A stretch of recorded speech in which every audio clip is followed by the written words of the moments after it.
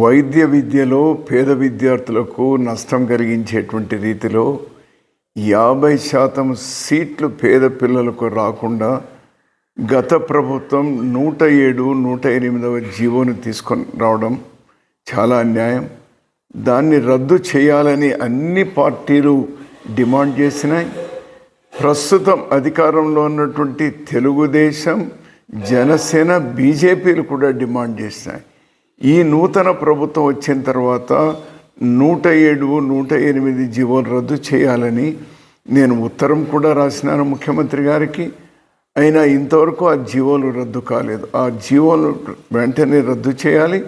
పేద విద్యార్థులకు ప్రభుత్వ వైద్య కళాశాలల్లో మెరిట్ ప్రకారం వారికి సీట్లు కేటాయించాలి అని మరోసారి డిమాండ్ చేస్తున్నాం.